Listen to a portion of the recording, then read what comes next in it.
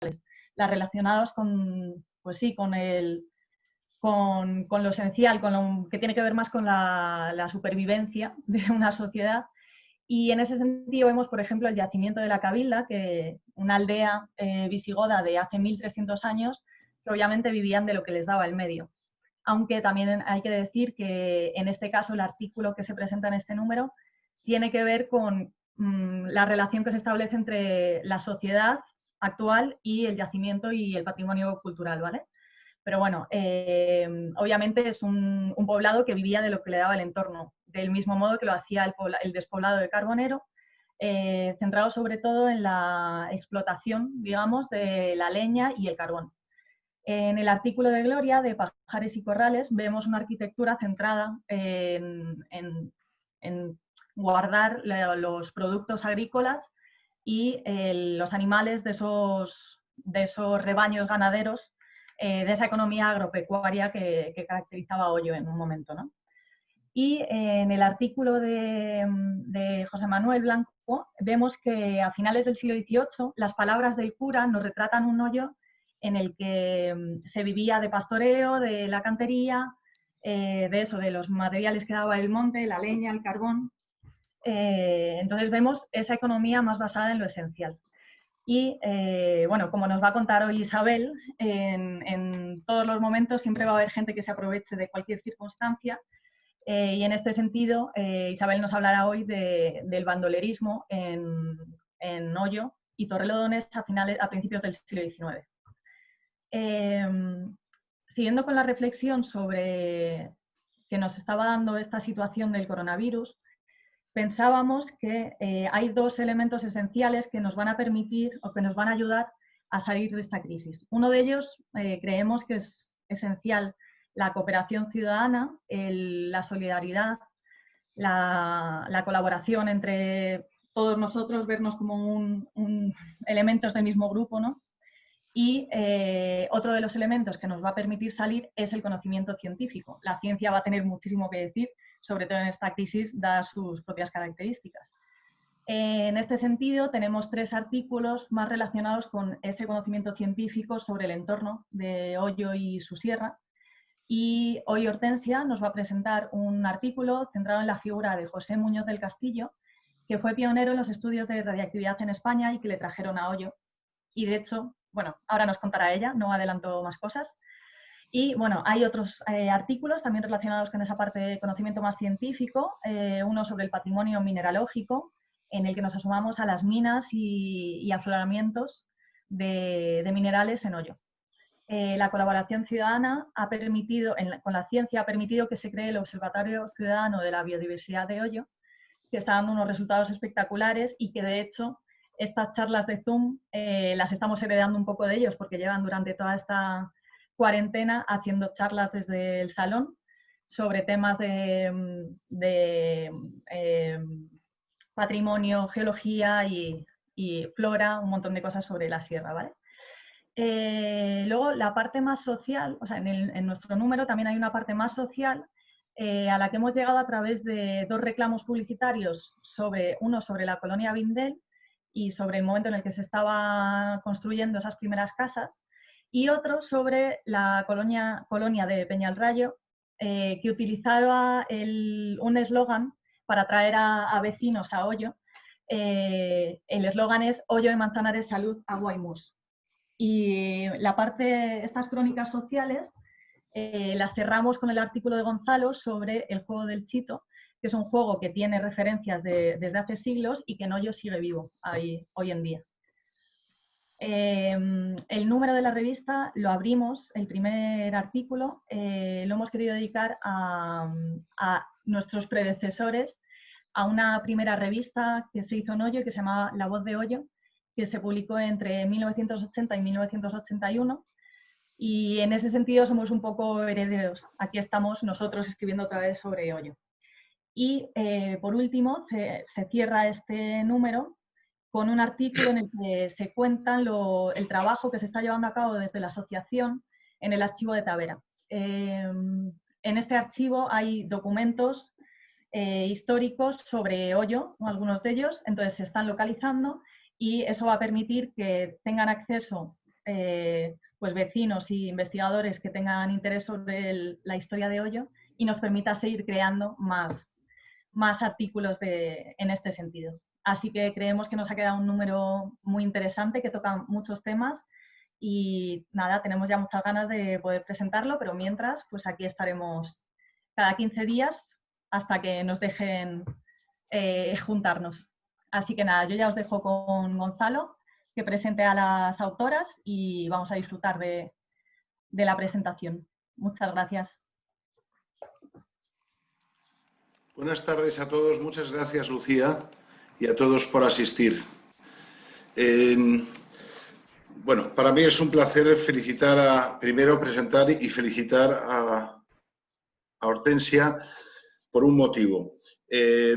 Hortensia es una persona que se ha dedicado a la investigación de la historia en la minería y la geología en la sierra, y con este artículo nos presenta un personaje que tiene que ver con ello, y es un personaje histórico de Hoyo muy importante porque dejó una obra y unas referencias que nos han servido a los que investigamos para conocer una parte de nuestro pasado.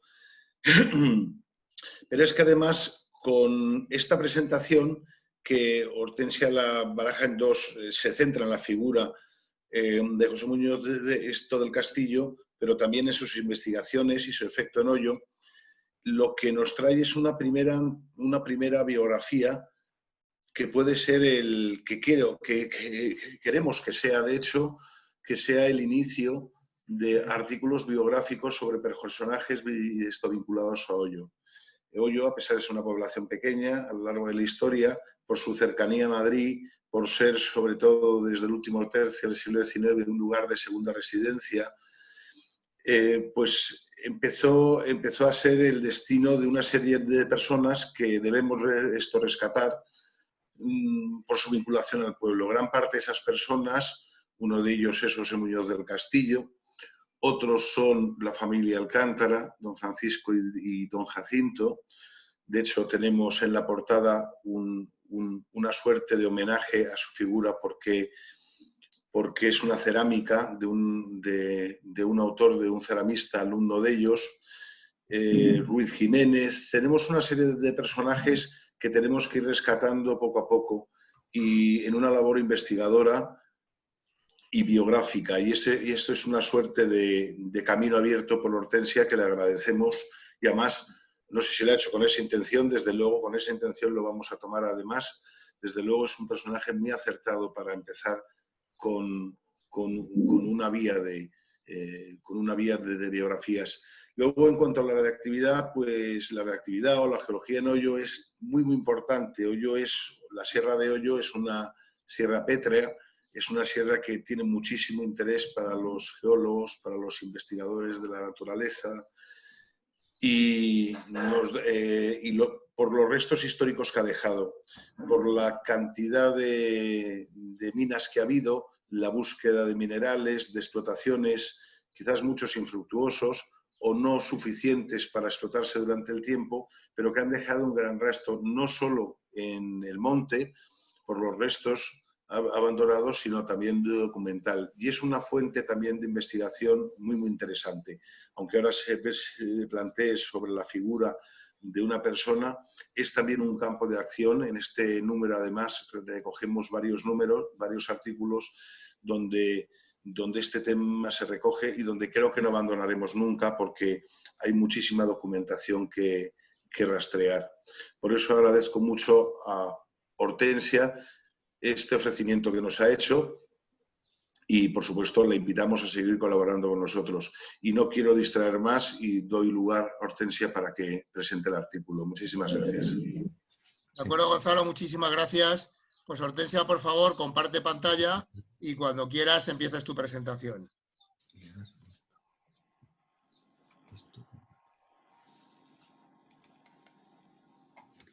A ver, ¿qué hago? Ya se ve Hortensia, perfectamente. Bien. Ahora, mientras hablaba Lucía, se nos ha ido el wifi 1 minuto o 2. quiero decir que si de repente desaparezco, paciencia, que hay un plan B. Primero voy a hacer una aclaración porque han salido mis apellidos equivocados.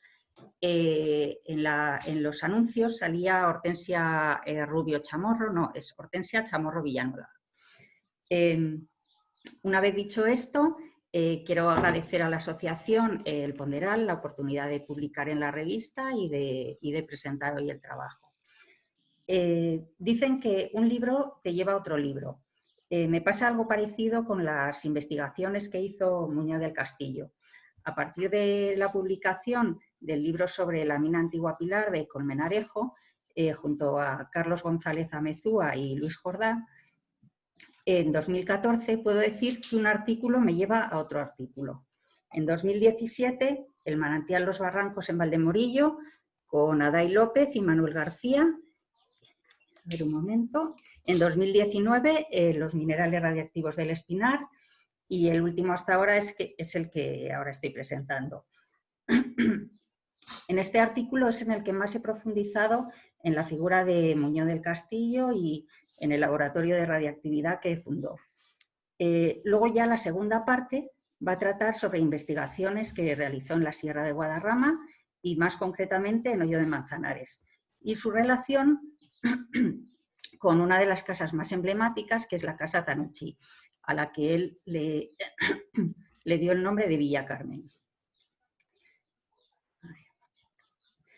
¿Quién fue José Muñoz del Castillo? Pues estudió en la Facultad de Ciencias de la Universidad Central de Madrid y en 1870, con solo 20 años, consigue una cátedra de Física y Química en un instituto de segunda enseñanza de Logroño. De ahí pasó a la Universidad de Zaragoza y fue decano. Durante esos primeros años ya mostró interés en temas como meteorología, análisis de aguas y agricultura. Y son intereses que no va a perder hasta el final de su vida. A los pocos años de su llegada a Madrid, en 1887, ocupa una plaza de catedrático en la Universidad Central y ahí permanece hasta su jubilación. Y también formó parte de importantes sociedades científicas, como veis en la diapositiva. A finales de 1903, principios de 1904, funda el Laboratorio de Radiactividad de la Universidad Central. La radiactividad era un fenómeno novedoso. En 1896 la había descubierto Becquerel, con lo cual llevaba escasos 6 o 7 años descubierto. Por lo tanto, el laboratorio que fundó Muñoz del Castillo era un centro pionero. En la universidad lo conocían como el laboratorio de Don José o el laboratorio del señor Muñoz, porque se inició en una sala de 3 por 4 metros en el departamento de mecánica química. A pesar de sus reducidas dimensiones, en 1905 José Muñoz del Castillo ya consiguió varias publicaciones sobre el radio y también publicar el mapa de la radiactividad hidromineromedicinal, en la que localizó 2 manchas radiactivas en la península y 16 puntos de agua. Está rodeada la mancha central, que es la de esta zona, que comprende las localidades de Colmenar Viejo, Torrelodones, Colmenarejo, Galapagar, en esa primera mancha. En el año 1905 ya descubre minerales radiactivos en San Rafael del Espinar y amplía la primera mancha también a la provincia de Segovia. Hay que decir que Hoyo de Manzanares no figura en esa región que comprende porque hasta 1908 no se descubrirían minerales radiactivos por el geólogo Lucas Fernández Navarro. ¿A qué se dedicaba el laboratorio de radiactividad? Con el descubrimiento de la radiactividad, las virtudes medicinales de las aguas, que desde antiguo se venían atribuyendo, empezaron a relacionarse con este nuevo fenómeno. La iniciativa de Muñoz del Castillo fue muy bien acogida por el cuerpo de hidrólogos médicos y el laboratorio de radiactividad empezó a analizar incontables muestras de agua de toda la geografía española. que los hidrólogos médicos le iban enviando muestras de agua, porque Muñoz del Castillo hacía llamamientos para que tanto le enviasen aguas como minerales. De manera que en muy poco tiempo recibió mucha cantidad de muestras y pudo analizarlas. Tenemos de varias provincias españolas en estos anuncios. Viene el nombre de Muñoz del Castillo, como que ha realizado él las analíticas. En esta primera etapa del laboratorio de radiactividad se dedicó principalmente a investigación de la radiactividad en aguas y minerales para aplicaciones médicas. Poco a poco iba ganando espacios dentro de la universidad y en 1909 consigue presupuesto para un boletín. El boletín es muy importante porque los archivos del laboratorio de radiactividad se perdieron y gracias a este boletín se puede conocer los inicios de la radiactividad en España. En 1911 el laboratorio es ascendido a la categoría de instituto y en 1912 pasa a ocupar un edificio de 3 plantas en el recinto de la universidad con entrada por la calle Amaniel. Ya tiene distintas secciones con sus correspondientes laboratorios. Tiene además una estación para medir la radiactividad en tierras de cultivo, otra para la radiactividad atmosférica, de lluvia, nieve y cobertizos almacenes. Llegó a contar con 2 emanatorios que se utilizaban para el uso terapéutico de las emanaciones radiactivas y campo de ensayos. Más o menos coincidiendo con este nombramiento del Instituto de Radiactividad, comienza una segunda etapa y Muñoz del Castillo se centra en el efecto de radiactividad en la vegetación. Para ello utiliza los jardines de la universidad como campo de ensayos.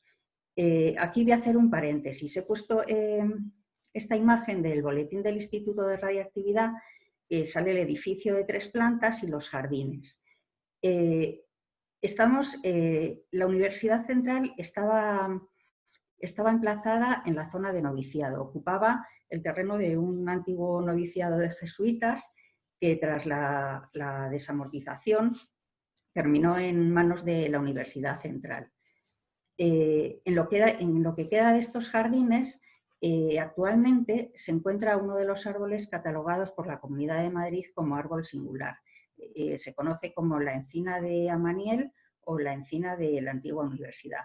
Tiene más de 300 años y formaría parte del jardín del noviciado de jesuitas ya en los siglos XVII y XVIII. Entonces me ha resultado curioso que este ejemplar, que es actualmente un árbol catalogado por la Comunidad de Madrid, por su porte y por sus características, forme parte de lo que eran los campos de ensayos del Instituto de Radiactividad. Volviendo a esta segunda etapa de radiactividad en la agricultura, Muñoz del Castillo imparte con mucho éxito conferencias, semanas y cursos de radiactividad agrícola. En 1914 la Dirección General de Agricultura establece el envío de muestras de tierra procedente de las estaciones agronómicas al Instituto de Radiactividad y así se analizaron pues, incontables muestras de tierra de todo el territorio nacional. En 1920 Muñoz del Castillo consigue audiencia con el rey Alfonso XIII para exponerle los beneficios de la radiactividad en los cultivos. De manera que el rey le cede unos terrenos en la Moncloa, en el Instituto Agrícola de Alfonso XII. Sería más o menos la zona de la Escuela de Ingenieros Agrónomos actualmente, Museo del Traje, Casa de Velázquez. Por otro lado, desde los inicios de del laboratorio de radiactividad, Muñoz del Castillo mantuvo relación con Pierre y Marie Curie. Primero pues, por la compra de material y asuntos técnicos científicos y en 1919, que tiene lugar el primer viaje oficial de Marie Curie a España, en ese viaje una de las visitas la realiza al Instituto de Radiactividad y bueno, pues sale en prensa, como estamos viendo en la diapositiva. También sabemos por la prensa que al día siguiente, el 27 de abril de 1919, Muñoz del Castillo asistió y leyó un discurso en uno de los homenajes que le hicieron a Marie Curie durante su estancia en Madrid. Unos meses más tarde sería nombrada directora honoraria por Real Orden de 5 de julio de 1919. La carta de agradecimiento de Marie Curie por ese nombramiento se conserva en el Museo Nacional de Ciencias Naturales de Madrid y luego también en el Archivo Curie de París y en la Biblioteca Digital Francesa se conservan algunas cartas enviadas por Muñoz del Castillo a la científica. Por la proximidad de Madrid a la Sierra de Guadarrama, gran parte de las investigaciones que hizo Muñoz del Castillo tuvieron lugar en esta zona. Pues el balneario La Alameda de Guadarrama, las aguas Los Barrancos de Valdemorillo, la mina antigua Pilar de Colmenarejo, minerales de Colmenar Viejo, de Torrelodones, manantial La Porqueriza de Guadarrama y aguas y minerales del Espinar. En cuanto a estos últimos, él los descubrió junto al profesor Retamal Martín en 1905 y impulsó la creación de la Sociedad Española del Radio y sus aplicaciones, que tenía un establecimiento radioterápico en Madrid, en la calle Infantas, y utilizaban los minerales de San Rafael para aplicar en inhalaciones, pulverizaciones y aguas para bebida. Además, allí en el Espinar, Muñoz del Castillo encontró en el Monte Lagasca lo que creía que era un nuevo mineral y lo llamó guadarramita. Se le atribuían propiedades analgésicas y también se aplicaban en el establecimiento radioterápico de la calle Infantas. Y bueno, digo posible mineral porque luego se demostró que era una variedad de otro mineral ya conocido, que es la ilmenita. A la derecha hay un croquis de situación de la zona de estudio en la Sierra de Guadarrama, en una de sus publicaciones, en la que relaciona la presencia de las aguas radiactivas con la cercanía de yacimientos minerales radiactivos.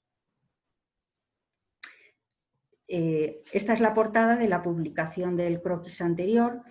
Y vemos en la parte de la izquierda como uno de los llamamientos que él hacía con mucha frecuencia para que le enviasen muestras y él analizarlas gratuitamente. Aquí tenemos 3 recortes de las investigaciones que hizo en la Sierra madrileña. La de arriba a la izquierda es un recorte de la revista Minera, que publicó 2 artículos en 1905 sobre la mina antigua Pilar de Colmenarejo. Él descubrió que había minerales radiactivos allí, haciendo una de sus expediciones por Torrelodones y visitó la fundición de minerales que está junto al río Guadarrama, que aunque ya pertenece a Galapagar, y encontró allí minerales radiactivos. Le dijeron que eran de la mina de Colmenarejo y ya fue allí a por ellos. El de arriba a la derecha es referente al descubrimiento que hizo de minerales radiactivos en San Rafael del Espinar. Eso le llevó a presentar un trabajo en 1905 en el Congreso Internacional de Radiología en Bélgica. Y el de abajo es un anuncio del balneario de la Alameda en el que figura que el análisis lo ha realizado desde la Facultad de Ciencias José Muñoz del Castillo.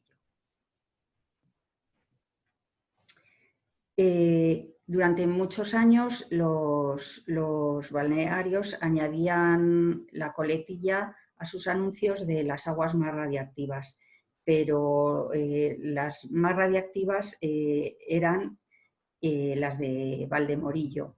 aunque como Muñoz del Castillo reconocía, sin aprovechamiento industrial por su escaso caudal.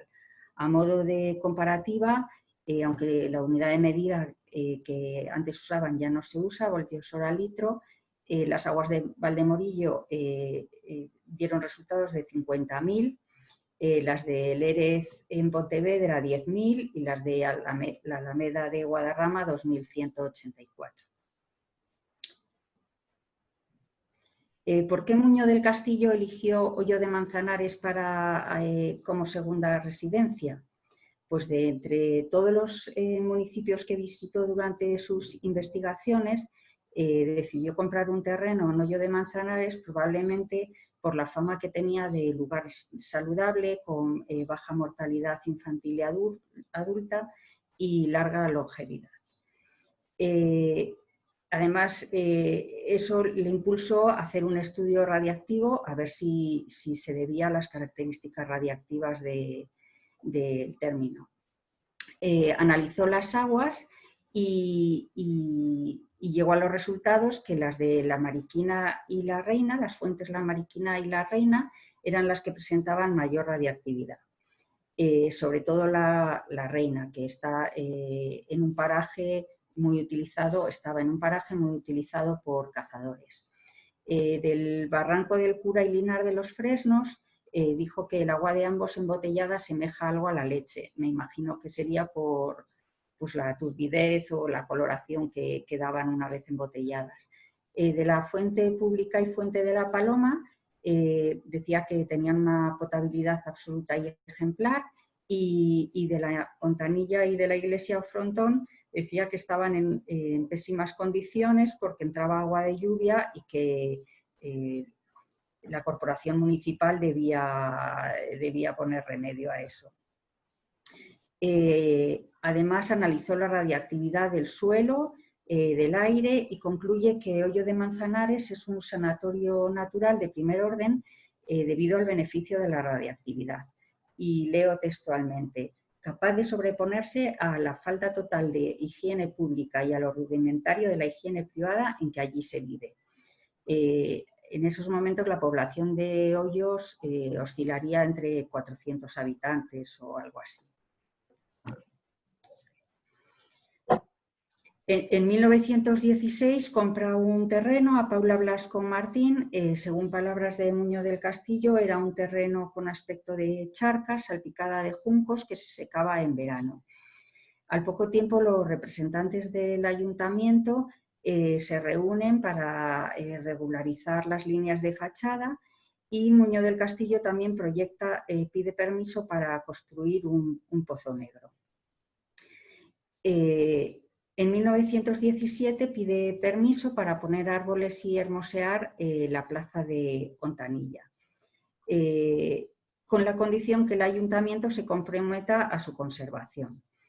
El ayuntamiento accede y además decide darle las gracias por las ventajas que reporta hermoseando y higienizando a la población, comprometiéndose el ayuntamiento a prohibir todo cuanto se oponga a este resultado. La casa debió terminar de construirse en 1919, que es la fecha que consta en la reja de la terraza.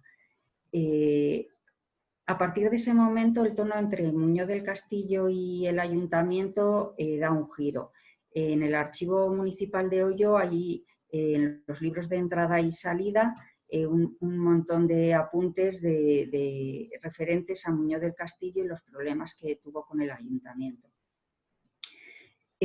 Sobre todo por el desagüe del Pozo Negro. No es hasta mayo de 1921 cuando se formaliza la escritura de declaración de obra nueva, que aporta datos muy interesantes. Estos datos me los ha facilitado Blanca Di Marcantonio, es una de las actuales propietarias de Casa Tanucci, y entre los datos interesantes dice que la distribución original de la vivienda sería planta inferior con 2 laboratorios, cocina y carbonera, y planta superior con recibidor, comedor, gabinete, dormitorios y servicios de higiene. Muñoz del Castillo se jubiló en 1920 y en 1922 solicita marca de fábrica para distinguir aguas naturales y minerales. En esta diapositiva tenemos las dos versiones del problema que tenía Muñoz del Castillo con el ayuntamiento. En la parte superior es un fragmento del archivo municipal de 1920 que dice que es por el desagüe de las aguas. Sin embargo, en la parte inferior hay un recorte del diario El Madrileño en que achaca el problema al caciquismo municipal. En El Madrileño se publicaron al menos 3 noticias referentes al problema que tenía Muñoz del Castillo con el ayuntamiento.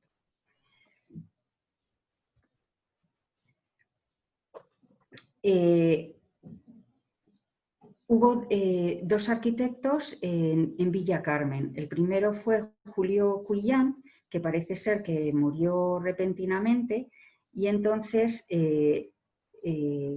Muñoz del Castillo encargó al arquitecto Salvador y Carreras.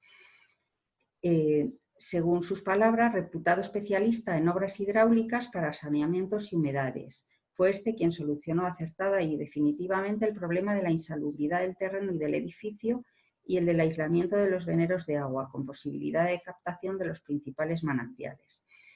Con el dato de Salvador y Carreras podía ser cualquiera de los 2 hermanos riojanos arquitectos que tenían estos apellidos.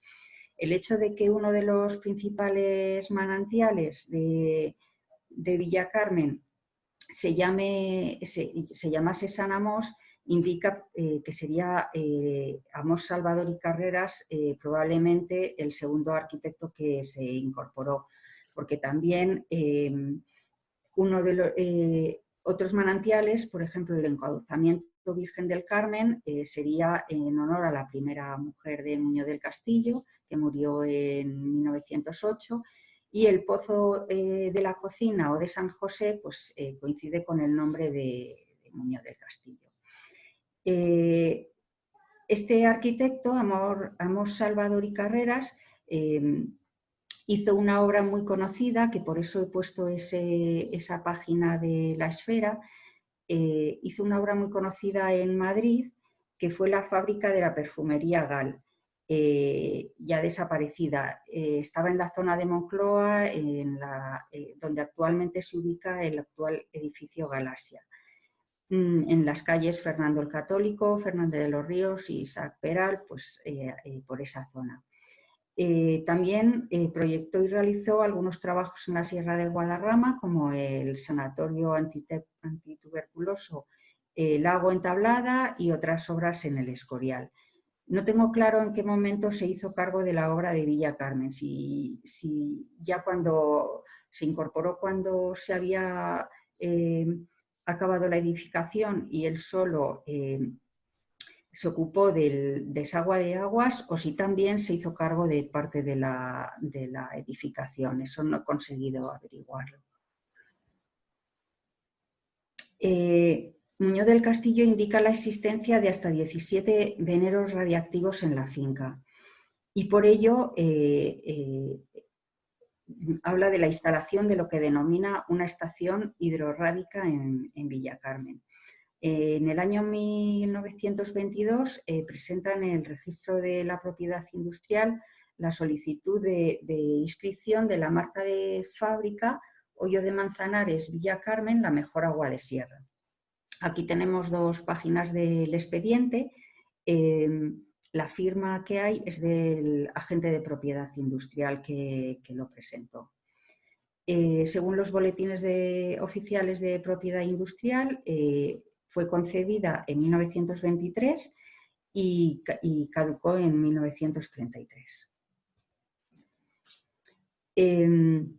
Con los resultados de las investigaciones, Muñoz del Castillo no solo confirmó, sino que acrecentó su idea de que Hoyo de Manzanares era un privilegiado sanatorio natural y publicó en prensa varios anuncios como este. Este anuncio pues, he deducido que es Muñoz del Castillo por la dirección que da, Quintana 38, que es su domicilio en Madrid desde que él llegó al principio hasta que falleció. Varios datos curiosos que he localizado de él es gracias a su domicilio. En este caso anuncia unas casitas higiénicas de veraneantes desde 15.000 pesetas porque considera que Hoyo de Manzanares es un sanatorio natural radiactivo. Fallece en 1926 con 75 años y sin descendencia. Su propiedad de la calle Quintana 38 pasa a la institución Muñoz del Castillo, que no consigue prosperar y entonces acaba en manos del asilo de Santa Cristina, como él había dejado en su testamento. Los datos sobre lo que ocurrió con Villa Carmen tras su fallecimiento los he sabido gracias a las escrituras de compraventa que me ha facilitado Blanca Di Marco Antonio, nieta del comprador, en 1931. Esta escritura aporta dos sorpresas. La primera es que Muñoz del Castillo dejó Villa Carmen en herencia a su propia alma. Esto ha sido una costumbre bastante arraigada antiguamente entre personas que sobre todo no tenían descendencia. Entonces los beneficios de esa propiedad por medio de unos albaceas se destinaban al pago de misas o para obras benéficas. La segunda sorpresa que aporta la escritura es que Muñoz del Castillo tenía en Hoyo de Manzanares otra propiedad y que también dejó en herencia a su propia alma. Se trataba de un terreno contiguo a Villa Carmen y en la puerta había un rótulo que indicaba que el nombre era Parque Ramona. Ramona era el nombre de su segunda mujer, que había fallecido en 1924. Este terreno de Parque Ramona estaba formado por 3 heredades contiguas que eran el huerto, el linar y sobrante de vía pública, y que fueron vendidas en 1930.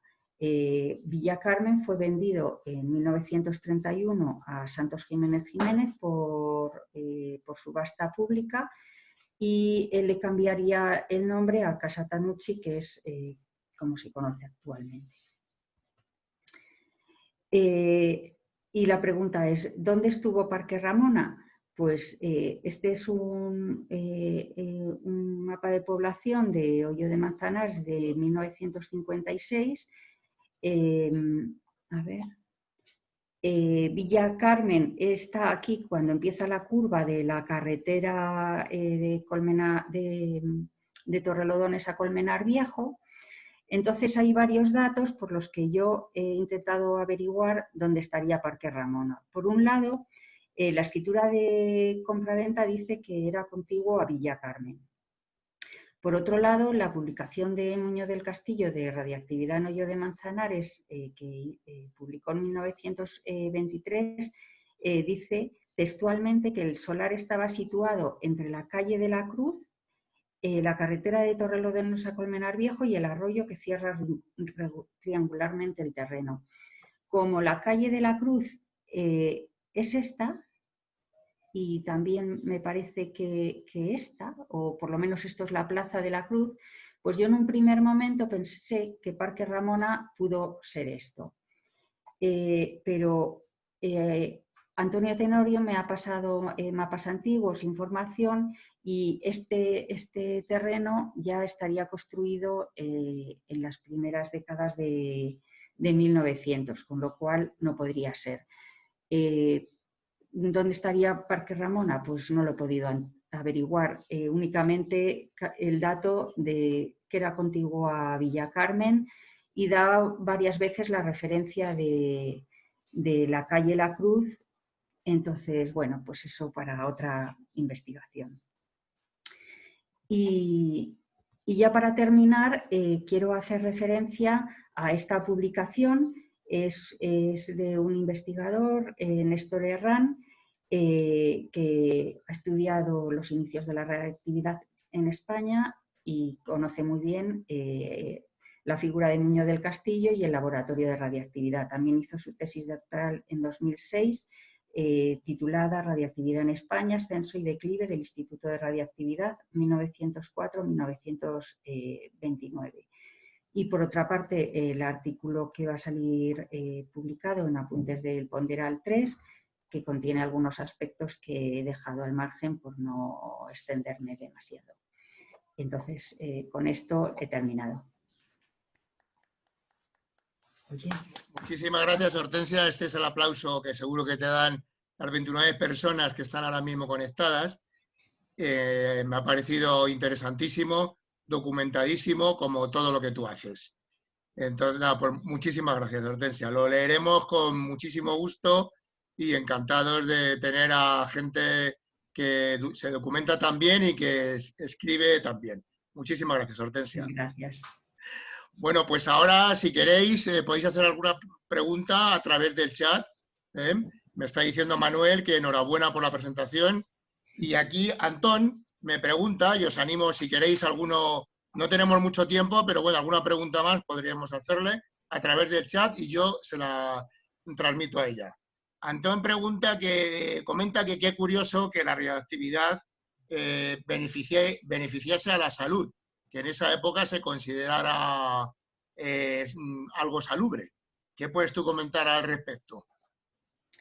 Bueno, pues realmente así fue. Llegó un momento que incluso hacían muchos productos con el apellido que era radiactivo. Hacían hasta chocolate, cremas de dientes, champús, hacían de todo radiactivo. Entonces, era lo que había en ese momento. De hecho, ahora me gusta comentarlo, ¿no? Porque ahora es todo lo contrario. Yo no sé de radiactividad, con lo cual no puedo opinar, pero sí me resulta también curioso que en la página de Balnearios de España sigue habiendo balnearios que sí que siguen ofertando las aguas radiactivas y lo ofertan en dosis muy controladas, pero que sigue existiendo algo. Entonces, bueno, pues yo no sé de radiactividad, no te puedo decir si es bueno o malo, pero sí que antes se pensaba que era buenísimo y hacían todo tipo de productos radiactivos. Pues sí, la verdad es que es muy curioso. Bueno, pues si no hay ninguna pregunta más, vamos a dar paso a Isabel. Por favor, Hortensia, quita tu compartir pantalla. Y Isabel, ¿me oyes? Sí, ya estoy. A ver. Vale, pues fenomenal. Bueno, Hortensia, pues lo dicho, muchísimas gracias. Y ahora damos, mientras que Isabel intenta compartir pantalla, bueno, pues la voy a presentar yo y la voy a presentar con muchísimo gusto porque Isabel es compañera mía en la Sociedad Caminera del Real de Manzanares, de muchas historias. Hacemos la última el lunes, estuvimos guiando un rebaño desde Torre hasta el final, hasta la Casa de Pioneros Camineros, y pasamos un día muy agradable, la verdad, como tantos otros que hemos pasado en Camineros. Isabel es traductora de profesión, se llama Isabel Pérez Van Cappel. Creo que si me equivoco me corriges, Isabel, es tu madre la que es holandesa, ¿no? Es mi madre. Oye, ¿se está viendo ya? Sí, perfectamente. Vale, perfectamente. Gracias. Vale, sí, bueno, mi madre es holandesa, sí. Su madre es holandesa y lleva, bueno, tú naciste aquí, ¿no? Sí, he nacido aquí, sí. Has nacido aquí, vive en Torrelodones, es la vicepresidenta de la Sociedad Caminera del Real de Manzanares, es una gran investigadora, ha dado varias conferencias, además en Hoyo, muchas de ellas, hemos contado con el placer de escucharla. Es la persona que yo creo que más sabe de Canto del Pico, que más sabe del Conde de las Almenas. Ha dado también una conferencia sobre el desarrollo urbano de Torrelodones, las granjas, y ahora nos va a presentar un artículo, su artículo que ha escrito para el Apuntes del Ponderal 3 sobre los bandoleros, que ya también nos dio esta conferencia en las de otoño, en el último año, pero ahora como digo, va a incluir su artículo en el ponderal. Bueno, pues Isabel, muchísimas gracias y cuando quieras tienes la palabra. Vale, gracias José Luis y buenas tardes a todos. En primer lugar, yo quería agradecer la confianza y la generosidad del Ponderal, en primer lugar por ofrecerme la posibilidad de escribir un artículo para la revista. En segundo lugar, por considerarlo digno de aparecer en una revista como esta, ¿no?, de tanto nivel. Y en último lugar, por invitarme a hacer esta presentación. De verdad que es todo, lo considero todo un honor. Y bueno, muchas gracias también a todos los presentes por estar esta tarde calurosa, que parece casi ya verano más que primavera, y estar aquí escuchándome, aunque sea a la distancia, ¿no? Bien, empiezo. A ver. Ay, perdonad que tengo este problema.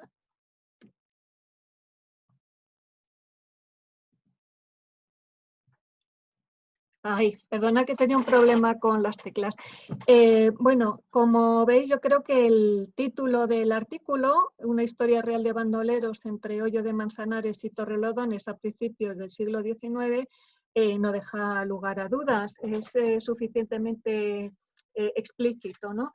Efectivamente, mi artículo trata fundamentalmente de la triste y corta vida, violenta vida, de un bandolero natural de Torrelodones y de su fatal relación con un carretero de Hoyo de Manzanares, ¿no?, en el primer cuarto del siglo XIX y en el ámbito de nuestra comarca, ¿no?, como veis en este mapa que además me facilitó Esther, a la cual agradezco desde aquí. En blanco están marcados los pueblos en los cuales se movió este bandolero de Torrelodones, según la documentación existente, y en amarillo están apuntados otros puntos calientes por su peligrosidad, por el bandolerismo que había en esta misma época. Bueno, pues ya digo, nuestro personaje pasó sus 26 años moviéndose por esta zona de aquí, estos pueblos de aquí, y también por la capital, en Madrid, en 3 sitios concretos. Aquí lo que vemos es la Puerta de Segovia, bueno, el puente con al final la Puerta de Segovia, que es donde fue prendido por la justicia. Estuvo también en la cárcel del Saladero y terminó en la Plaza de la Cebada, que era donde se ejecutaban tradicionalmente las penas de muerte, ¿no? Y yo realmente voy a ser un poco díscola y casi que no voy a contar mucho más de mi artículo en sí, porque allí está para que cuando se pueda, quien guste lo lea y saque sus conclusiones, pero sí prefería centrarme en algunas cosas que no tienen cabida en el texto, ¿no?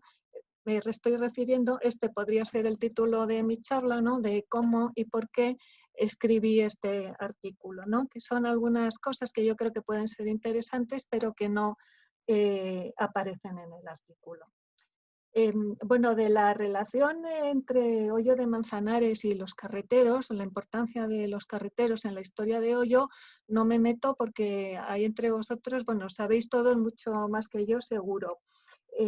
Pero la relación entre bandidos y Torrelodones, además de proverbial, como dice este dicho tan conocido en todas sus variantes, de Torrelodones 20 vecinos, 30 ladrones, Torrelodones 4 vecinos, 5 ladrones, Torrelodones o Torreladrones, que todo es uno, como veis, dichos que perduran a lo largo de la historia, pero además este es un tema, la relación entre los ladrones, bandidos, salteadores y Torrelodones está ampliamente estudiada por los historiadores, y yo me voy a referir hoy aquí solo a Santos Madrazo, fundamentalmente porque es el que refiero también en la bibliografía del artículo, con este maravilloso libro que se llama La Edad de Oro de las Diligencias y que es en realidad un interesantísimo estudio sobre Madrid y el tráfico de viajeros antes de la época del ferrocarril, es decir, justo en este momento que estamos hablando del primer cuarto del siglo XIX. Bueno, entonces, ¿por qué habiendo gente ya que habla con más conocimiento que yo me pongo a hablar sobre los bandoleros en Torrelodones?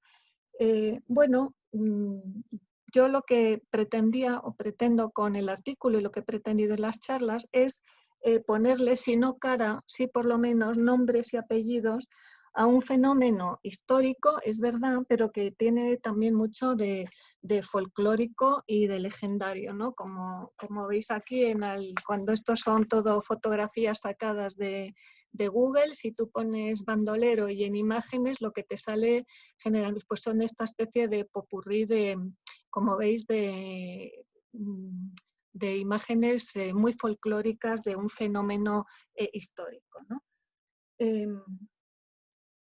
Y por otro lado, el hecho de que haya habido muchos, o que hubiese muchos bandoleros en la zona, no solo en Torrelodones, en toda esta zona, no quiere decir que fueran todos naturales de Torrelodones, ni siquiera de los alrededores, ni muchísimo menos, ¿no?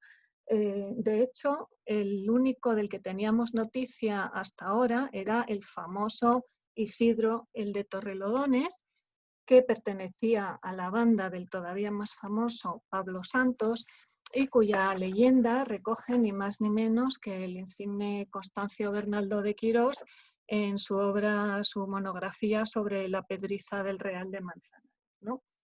Bueno, pues ahora ya tenemos también, por fin, un bandolero natural de verdad de Torrelodones. Ya digo, no tenemos imagen física de él, pero sí tenemos este señalamiento que nos da una idea, ¿no?, del aspecto físico que tendría, es decir, un hombre muy pequeño, fuerte, moreno, es decir, bueno, casi como yo me imagino el 90% de los campesinos de Castilla en aquella época, ¿no? Bueno, este Cayetano Terol era bracero, nacido en Torrelodones y ajusticiado en la Plaza de la Cebada en Madrid a los 26 años, después de haber sido entregado a la justicia por Pedro Sáez, alias Pericacho, un carretero natural de Hoyo que servía de guía a las tropas destinadas por las autoridades exclusivamente a prender los malhechores que se habían adueñado de esta, ¿no? Y ya digo, no cuento más porque a mí lo que me gustaría es que picarles la curiosidad para que en cuanto tengan oportunidad, si así lo consideran, leer el artículo. Y ya digo, creo que lo que intentaba con esto es sacar del olvido a un vecino nuestro de la comarca con nombre y apellidos, y además de una época muy intensa, ¿no? Él vivió, ya digo, de entre 1800 y 1826, es decir, que en poco más de 25 años vio pasar por el trono de España a tres reyes, Carlos IV, José Bonaparte y Fernando VII, que es lo mismo que decir que tuvo que vivir y sufrir todas las penalidades y vicisitudes de la Guerra de la Independencia, de la Restauración absolutista. Ahí arriba a la derecha vemos a Fernando VII desembarcando en Santa María. El trienio liberal, que acabó, como todos sabemos, y como vemos ahí abajo, con el fusilamiento de Torrijos y los suyos, y el inicio de la década ominosa. Abajo a la izquierda lo que vemos son la toma de Madrid por los 100.000 hijos de San Luis, ¿no? Así que bueno, yo lo que creo es que esta historia de una persona de carne y hueso de nuestra comarca, de nuestro municipio, en mi caso de Torrelodones, pues nos permite tener un pequeño, aunque sea un pequeñito vistazo de la historia de Torrelodones, de una época de la que en general sus vecinos saben muy poco, ¿no? Recordemos que el archivo municipal no conserva nada de esta época porque se ardió precisamente durante la invasión francesa.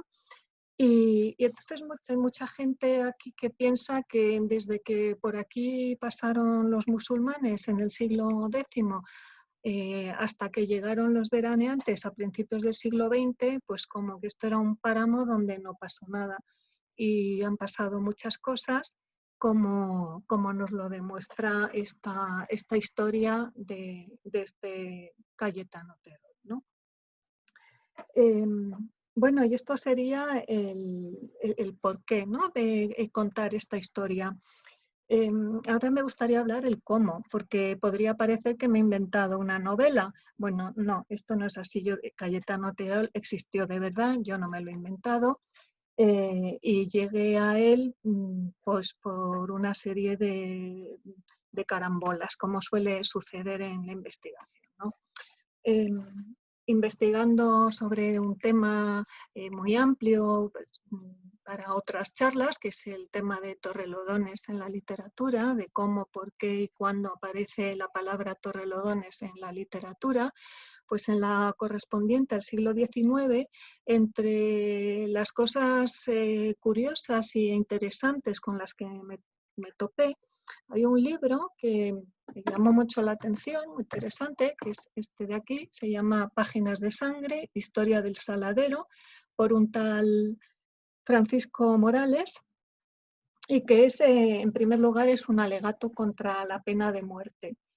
Pero además es un compendio de la historia de España desde 1801 hasta el año de su publicación, en 1870, en el que año a año el autor hace un resumen de los acontecimientos políticos de ese año y luego al final hace un listado de los presos que estaban en la cárcel del Saladero en Madrid, la Plaza Santa Bárbara, que fueron ejecutados ese año, ¿no? Tengo que decir que son más de 600 personas en ese lapso de tiempo y entre ellas, en el año correspondiente a 1826, pues aparece esta pequeña mención, ¿no? Vemos ahí Vicente Muñoz y Cayetano Terol, natural de Torrelodones, condenados a muerte en horca por los delitos de robos y homicidios. Cuya pena sufrieron el 20 de septiembre de 1826. Tengo que decir que de esos más de 600 casos, más de la mitad, o sea, una mitad bien grande, de ajusticiados lo son precisamente por delitos de robo, lo llaman robo y homicidio en descampado y en cuadrilla, ¿no? Es decir, que más de la mitad de los condenados a muerte eran lo que llamamos ahora bandoleros, ¿no? Lo cual también nos da un poco la medida de la importancia del problema que suponía este fenómeno.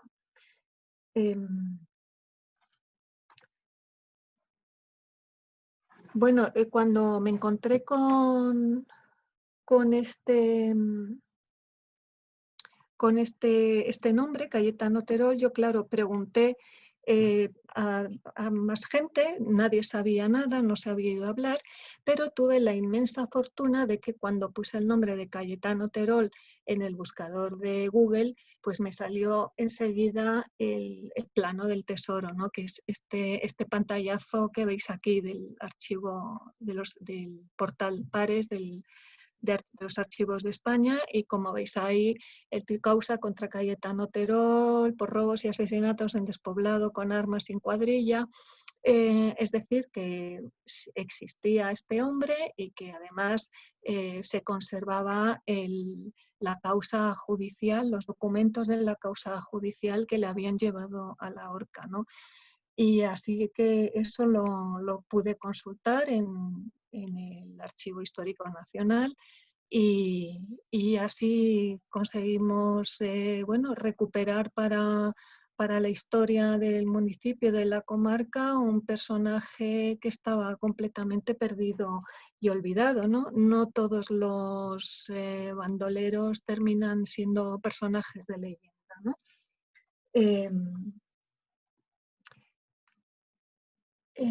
Bueno, yo espero que con esto les haya picado la curiosidad por leer el artículo y simplemente terminar, como ha dicho José Luis, este tema, aunque es verdad que es la primera vez que sale publicado en forma de artículo, ¿no? La historia de Cayetano Terol y Pericacho, el carretero. Ya he hablado de ellos en otras ocasiones. Una fue una conferencia de la Sociedad Caminera en la Casa de Cultura de Torrelodones, sobre salteadores, bandidos y bandoleros en Torrelodones, y otra fue una charla que me invitó José Luis precisamente en el ciclo de conferencias de otoño, me parece que las llamáis, ¿no?, en el Centro de Cultura. Y bueno, el texto de la intervención de la Casa de Cultura de Torrelodones está disponible en la página de la Sociedad Caminera, pero bueno, ahora ya también la van a poder leer ustedes en el artículo del Ponderal cuando salga. Y bueno, yo pues nada más que agradecerles su atención y bueno, si tienen alguna pregunta, pues ya cuando quieran la contesto si puedo y sé. Pues muchas gracias, Isabel, por supuesto que has despertado nuestra curiosidad y como siempre es un placer escucharte y ver cómo te documentas y cómo lo cuentas. Así que muchísimas gracias. Tengo aquí una pregunta de Antón. Pregunta que si Pericacho, ¿hay algún rastro de su historia en Ollo?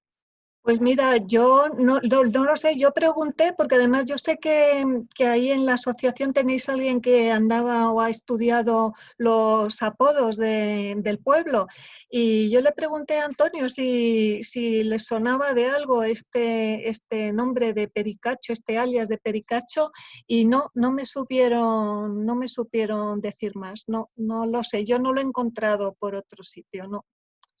Es una pena, pero no lo he encontrado. Bueno, nunca se sabe porque aparecerá por algún otro lado. Aquí tenemos la suerte en el Ponderal de contar con un montón de gente muy trabajadora y que consiguen por eso, un montón de cosas. Es posible que sí, que aparezca en algún otro documento, en algún otro momento, seguro, sí. Muy bien, pues si queréis hacer alguna pregunta, voy a un minutito para que escribáis en el chat y si no, pues vamos a dar por terminada esta primera jornada.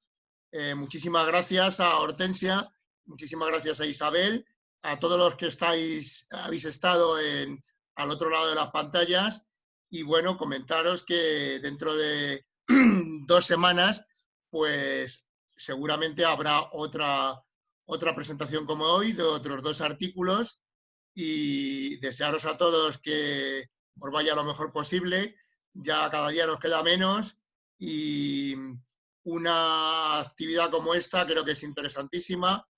Gonzalo está diciendo que felicita a Hortensia e Isabel y yo felicito a todo el Ponderal y a todos los que habéis estado ahí porque de verdad que se están consiguiendo muchas cosas en muy poco tiempo y es un gustazo pertenecer a esta asociación. Pues nada, si no tenéis ninguna cosa más que comentar, lo dicho, muchas gracias a todos y os emplazamos hasta dentro de 15 días y seguramente no, os avisaremos por correo electrónico, por los medios habituales de los nuevos artículos. Y gracias Isabel, muy ameno, me están diciendo aquí. No sé cómo se llama, MPM 250. Bueno, pues lo dicho, muchísimas gracias, que tengáis mucha salud y hasta la siguiente. Adiós a todos y todas y buenas tardes. Gracias a todos.